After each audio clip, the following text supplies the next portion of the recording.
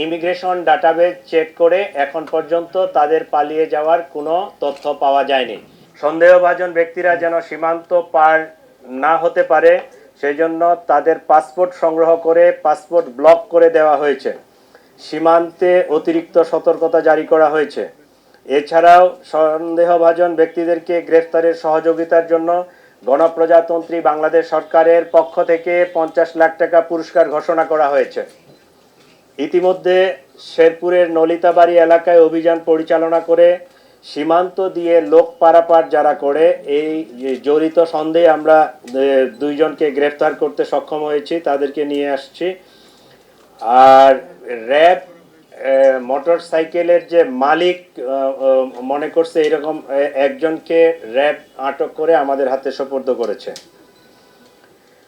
প্রিয় সাংবাদিকবৃন্দ, চাঞ্চল্যকর এই ঘটনায় জড়িতদের গ্রেপ্তারে আমরা আন্তরিকভাবে কাজ করছি। আপনাদের মাধ্যমে সর্বসাধারণের নিকট অনুরোধ, আপনারা যদি কোনো তথ্য পেয়ে থাকেন নিকটস্থ পুলিশকে অথবা 999-এর মাধ্যমে পুলিশকে আপনারা জানাতে পারেন। আপনারা আরও জানবেন যে সেই অপারেশনের দিনে যে মোটরসাইকেলটি ব্যবহৃত হয়েছিল এটা আমরা উদ্ধার করতে সক্ষম হয়েছি। আমাদের ইমিগ্রেশন ডাটাবেজ চেক করে এখন পর্যন্ত তাদের পালিয়ে যাওয়ার কোনো তথ্য পাওয়া যায়নি।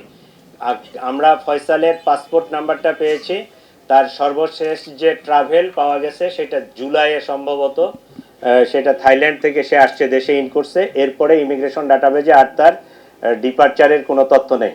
আমরা বাদী পক্ষের সাথে 2 দিন ধরে খুব জোর প্রচেষ্টা চালাচ্ছি যে তাদেরকে দিয়ে মামলাটা করলে অনেক ভালো হতো, কারণ পুলিশ বাদী না হয়ে তাদের যেহেতু তার ভাই আছে, তার নিকটাত্মীয় যারা আছে তাদেরকে দিয়ে তারা ওই আসতে পারতেছে না, আসলে তারা রুগী নিয়ে ব্যস্ত।